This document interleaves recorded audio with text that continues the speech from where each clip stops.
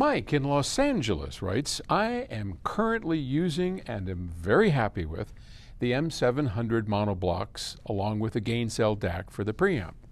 That's a really nice combination.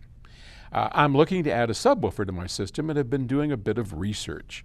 One that's at the top of my list is by REL, which I know you recommend in other videos. My question is how to connect it.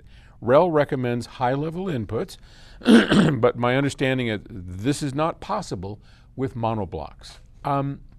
It is. So here's the deal. Well, first off, let's explain what high-level input is for those of you that are unfamiliar with that.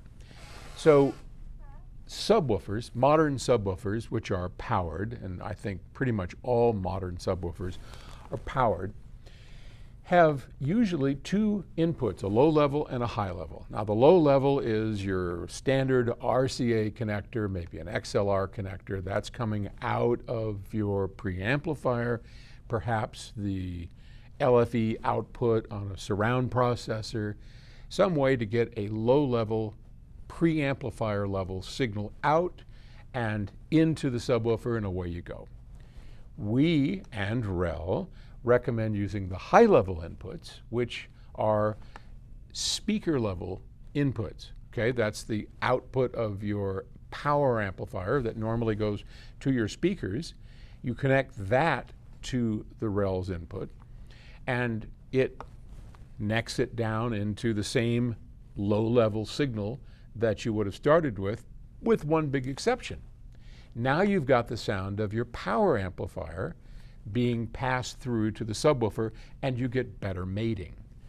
Now REL is going to tell you not so much monoblocks, but any product like PS Audio's M700s, M1200s, S300 power amplifiers to be very careful in how you connect them to the high-level inputs of a REL because we have a balanced output, meaning that on the back of the power amplifier for the red and the black terminals, there is signal on both, where a typical amplifier would have the black terminal as ground, it doesn't move, and the red terminal is the only one that moves up and down with signal. So when you connect that to the REL, they pair up just fine because their black input is in fact ground.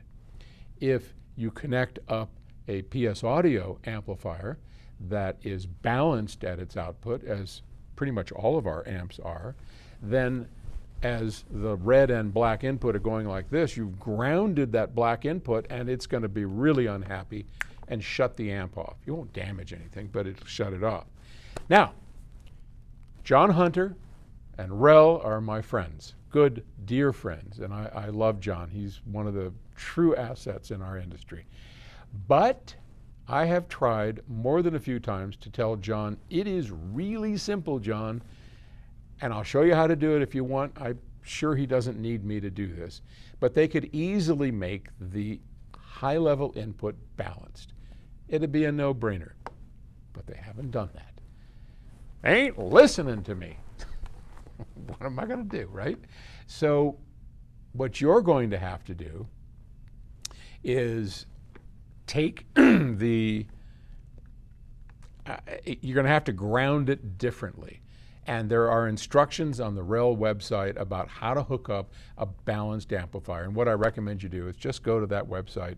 You can absolutely do it. People do it all the time. I do it all the time.